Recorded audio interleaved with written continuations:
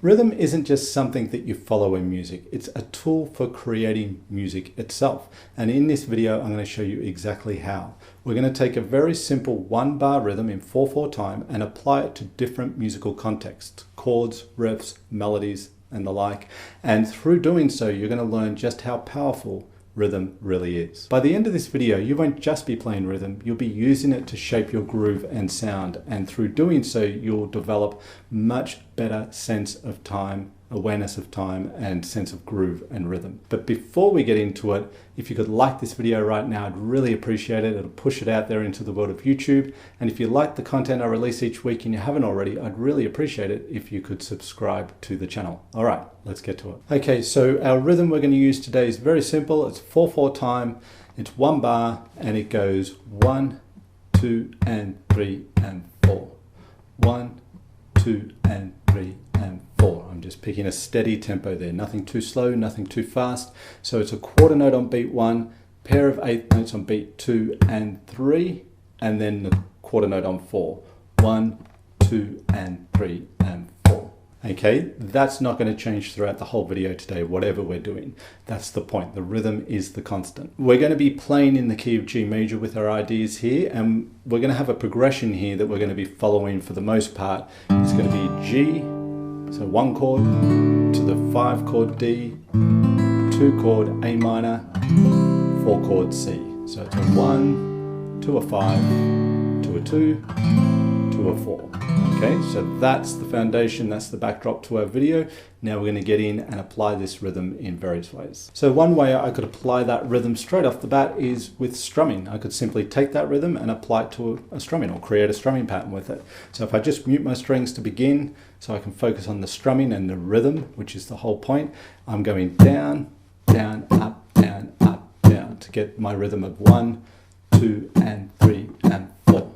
1, 2, and 3, and 4. Okay, then I could take my chord progression and apply that rhythm or that strumming to the progression. 1, 2, and 3, and 4. 1, 2, and 3, and 4. 1, 2, and 3, and 4. And C, 2, and 3, and 4. And G, 2, and 3, and 4. And D, 2, and 3, and 4. And A minor, 2, and 3, and 4. And C, 2, and 3, and 4. Okay, that might seem very basic. Stay with me, we're going to do more with this rhythm. But even just that is showing you how you can start with rhythm. That's the point here. We're beginning with rhythm and then creating the melodic component. That's really important because the default thing most people do is they start with the melody and the melodic stuff, and then rhythm just becomes kind of this thing that's kind of there, but we don't really focus on it so much. Therefore, we don't develop our timing and our awareness of time. But more the point too, we don't develop the ability to create interesting rhythms. Like you might have a good sense of time, but can you create interesting rhythms? It's like you might have great technique, but do you have many melodic ideas you can use that technique to create music with? So you might have a good sense of time, but do you have rhythms that you can use and vary and so forth, right? Starting with rhythm puts the spotlight on rhythm. So that's the point of our video here. So the first application is strumming. Pretty simple, but we've got a hierarchy going here. Rhythm first, then the melodic component. So another way we could apply this rhythm, sticking with our chords, and this chord progression is with either a finger picking pattern or a chordal picking pattern. So if you're more of a plectrum player, you can use a pick for this. If you like finger picking, you can use your fingers. I'll use my fingers. Doesn't matter which one you use. Again, the focus is the rhythm. We could take the first chord of the progression and we could create a pattern through that progression. The rule or the restriction is, of course, sticking to our rhythm. So there's only so many strings we're going to be able to play because our rhythm has 6 attacks.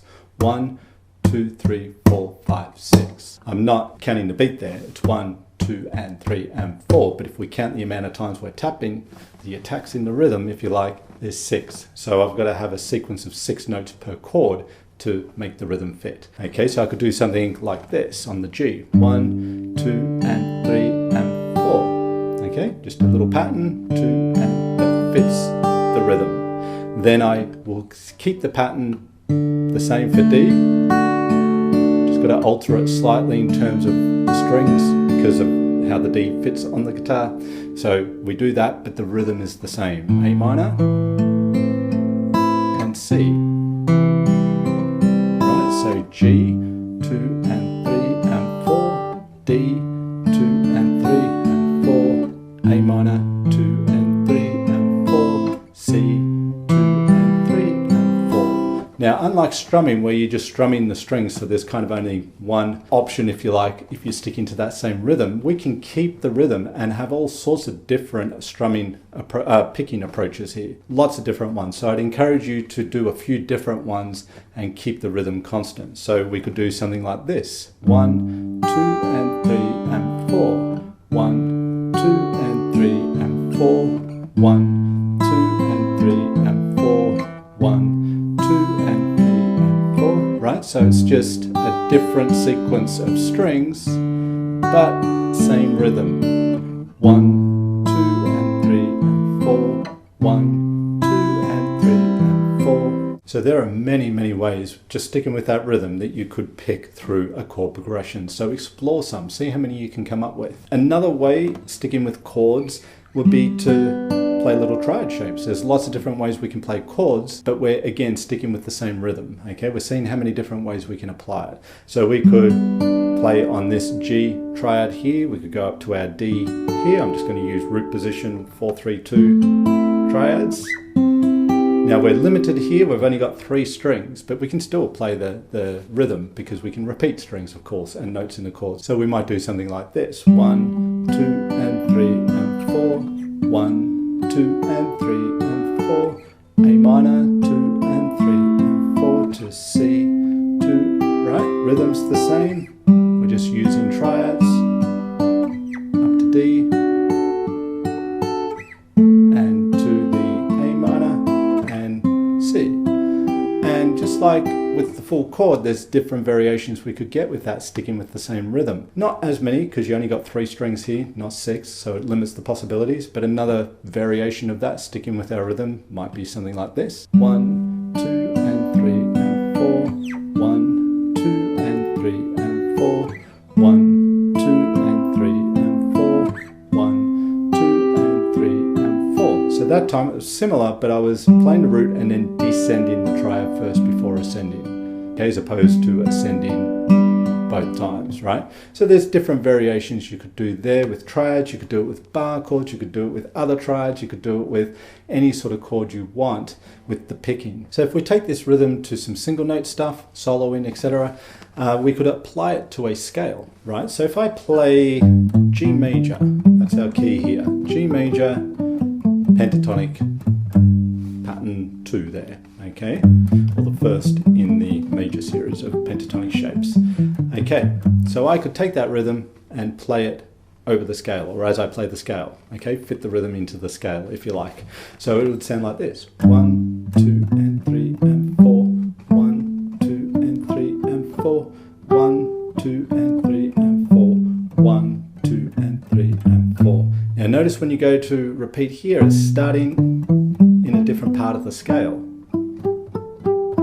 1, 2 and 3 and 4. 1, 2 and 3 and 4. Now I'm starting on the 3rd string, right? It moves through the scale. So this is 1, 2 and 3 and 4.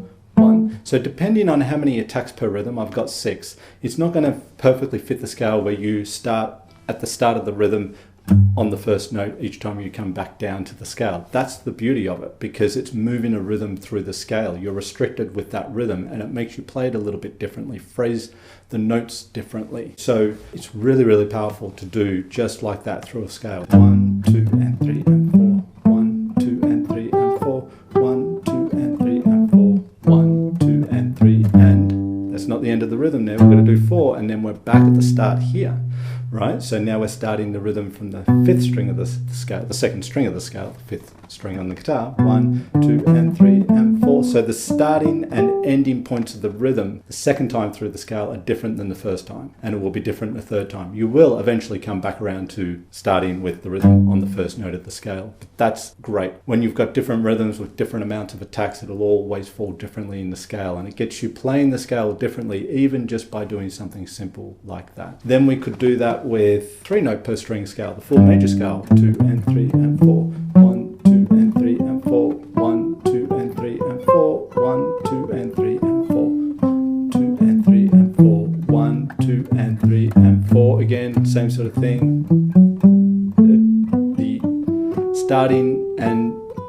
hard to talk and play this rhythm, but the starting and ending points the second, third time through the scale will be different to the first time. You could do it with like an arpeggio, right? Just a G major arpeggio. 1, 2, and 3, and 4.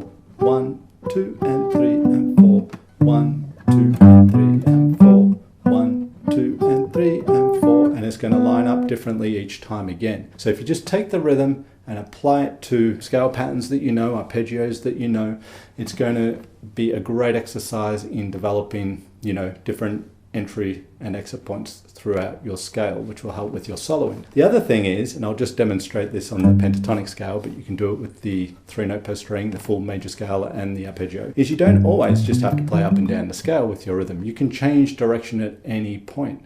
You might go 1, 2, and 3, and 4. 1, 2, and 3, and 4. 1, 2, and 3, and 4. 1, 2, and 3, and 4. You could just stay on 2 notes. 1, 2, and 3, and 4. Or 1, 2, and 3, and 4. 1, 2, and 3, and 4. 1, 2, and 3, and 4. 1, 2, and 3, and 4. 1, 2, and 3, and 4. 1, 2, and 3, and 4. Right? You can change at any point. You could stay on one note for part of the rhythm, the whole rhythm, whatever. You know, you could go 1, 2, and 3, and 4. 1, 2, and 3, and 4. Right? You don't have to use many notes to still execute the rhythm.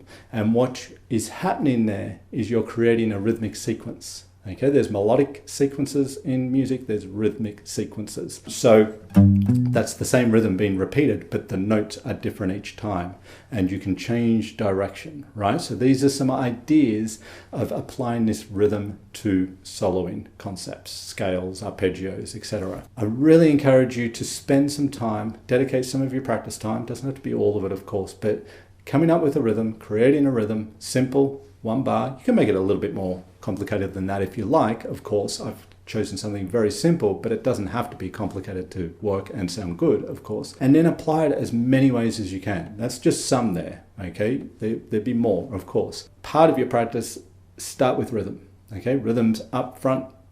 You know, in the hierarchy, rhythms first, and then the other things come. That's going to strengthen your awareness of time, your feel, all sorts of things that hopefully have been demonstrated in today's video. So have fun with that and let me know how you go with it in the comments, and if you have any questions at all. If you like this video, then you'll love this free workshop called Dynamic and Compelling Ways for Arranging Music to Accompany a Singer on One Guitar. In it, I teach and train effective ways to create amazing sounding arrangements for a single guitar and vocal. So whether you're someone who would like to be able to create the perfect arrangement of a song, or a singer-songwriter who would like to be able to accompany themselves on guitar, or a guitar player who would simply like to have more ways to express themselves on the instrument, then this workshop is for you. Better yet, I have an actual singer on hand throughout the workshop to demonstrate all the concepts covered so you can hear just how effective they are. Everything is put to the test. No theorizing, just practical ways to create arrangements of songs that sound amazing. Plus, you also receive a PDF booklet that complements the class, offering tools and concepts you can use, as well as worksheets for your arrangements. So click the link in the description below this video and download your free video workshop, Dynamic and Compelling Ways for Arranging Music to Accompany a Singer on One Guitar. You'll have it in your inbox within minutes. Let me know in the comments section what acoustic guitar topics you would like to see in future videos, and indeed if you've got any questions on today's video, just put them down below and I'll be sure to get to them. I love to hear suggestions. A lot of them do become videos later on the channel, so don't be shy, drop us a line. If you like this video, then hit that like button, and if you haven't already and you like the content I release each week, then hit that subscribe button and the notification bell button so YouTube can tell you when I've released a new video. This is Simon Candy from acousticguitarlessonsonline.net. Thank you so much for sticking around and checking this video out. I really do appreciate the time you take to do so, and I will look forward to seeing you in the next video.